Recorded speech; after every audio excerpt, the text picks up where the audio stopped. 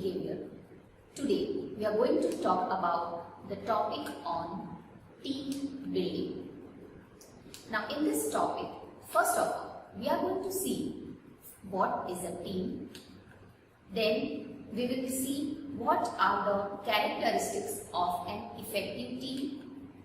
Then we will see the team building process and we will discuss the impact of the team building activity. So first of all, what is a team? A team is a group of people who are interdependent with respect to information, resources, knowledge and skills, and who seek to combine their efforts to achieve a common goal. So a team is a group of people. First of all, they work for a common goal. Secondly, they depend on each other for various things like the resources to be used or the skills and knowledge. One person may have a particular skill and knowledge while the other may have some other skill or knowledge. Or as far as information is concerned, they depend on each other. And with these combined resources, they try to combine their efforts to reach that common goal. Now let us see what is an effective team or what makes a team effective. Now first of all, there should be an ideal team size. Now when we say ideal team size, it means that the team size should be such that the tasks are carried out effectively to reach the goal. Now every goal, every task or every activity in an organization requires a particular number of people. Teams can be either small or large based on the type of the organization and the type of the activities. But the important thing is that larger the team, it is difficult to manage. When the team is very large, the cohesiveness of the team is less. But at the same time, certain tasks require large teams. So what is the ideal team size? The ideal team size is the minimum size through which a task can be accomplished or a goal can be achieved. That is called an ideal team size. The second point that makes effective teams is the decision making. Now we have already seen the group decision making, and we know that when many people makes a decision, it really impacts. Now decision making has to be such in a team where the involvement of team members has to be there so that everyone takes up the responsibility. Also, everyone will own up the decision making. The third important point is purpose. Now it is very important to clarify the purpose to the team members. If people do not have any clarity about the purpose, they will go into unproductivity. Next, action plans and role clarity. Now once the purpose is clarified in front of the team members, it is also important that each team member should know the action plans as well as their own role clarity. Without the clarity of the role, people will get into unproductivity. So, action plans and role clarity must be provided to the members of the team.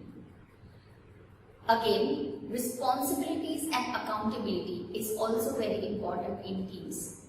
Now, given clear purposes to the team and given the action plans and the role clarity, the responsibilities and accountability is definitely achieved. Also, when the team members are involved in the decision making process, this responsibilities and accountability is achieved. But the most important thing is that when an individual purpose is aligned with that of the team purpose, then the accountability and responsibility increases. So this needs to be there in the teams. The next important point for effective teams is communication. Effective communication is a strength of a team where people can do their tasks effectively as well as on time. If the communication is open, then there is a lot of sharing of information. The more the information is shared, the better is the productivity of a team. Also, the norms of the team must be clear to the team members. What is acceptable and what is not acceptable, the team members must understand that. Next, the leaders must encourage full participation of the team members. And lastly, what kind of interpersonal relationships or the accepted leadership is there will decide whether a team is effective or not. Now, when the interpersonal relationships are good, when the group is cohesive and the leaders are competent, then definitely the team will be effective. So now, after understanding what makes a team effective, let us see how can we build a team or what is the team building process. So first of all, a team building process starts with setting and maintaining goals.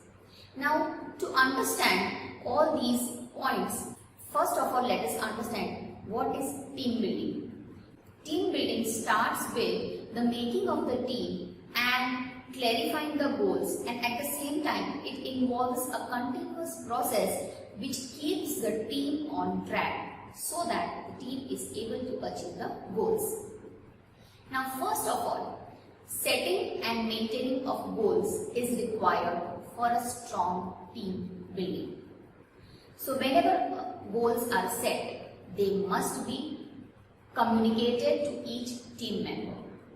Again, they have to be maintained. Now, throughout the daily routine of their work life, the team members may sometimes get out of track. And in order that they don't get out of track, the team leaders need to remind them the goals that they had decided. How can one achieve this? This can be achieved through various continuous meetings or through various activities. And when members of a team are continuously reminded of their goals, they will always stay focused. Secondly, a supportive environment has to be provided for the team members so that they can work enthusiastically and they are motivated. Thirdly, maintaining the unity of the team is very important. Now, every team has people from diverse backgrounds or they have diverse skills. Again, their knowledge and information differs from each other. Also, each individual is unique and hence sometimes there are conflicts. But when the team leader makes it clear to the team members that it is the differences that makes the team even strong, and it is only because of the difference that they have they can complement each other and work effectively. When this is done, there is a unity in the team. Fourth is effective communication. To have a strong team building, the communication needs to be effective. Again, communication has to be open. People should be encouraged to share information freely. People should not be judged, and a lot of information sharing must happen within the organization at different levels. Also, a strong team is built when members are selected with diverse skills. As every work requires diverse skills, it is important that every person should have a diverse skill. For example, one person should be able to speak with people very freely, while the other person should have the skills of sitting back at the desk and doing some administrative work, because each work requires diverse skills. Lastly, it is very important to make the clarity of role with each person and also encourage full participation of each individual. Again, this can only be achieved when the individual goals and team goals are in alignment. So this is how strong and effective teams are built in an organization. When a strong team building happens in an organization, it is easy to achieve the tasks effectively as well as on time. People are motivated to work and they will put their 100% in their work. So this is how the team building process helps in making the team a stronger one. Now let us see what is the impact of the team building activity. So in organizations, team building activities are done through various activities, workshops or meetings. And because of all these things, a strong team is built. Now what is the impact of these activities? So first of all, the team spirit is instilled. Everyone has a team spirit. They want to work collectively. They are very enthusiastic when the goals of the organizations are achieved. This you must have seen particularly in sports team where there is a lot of team spirit in the team members. Secondly, a trust is developed. The trust is developed among the team members as well as with the team leader. Thirdly, a sense of responsibility is developed among the team members.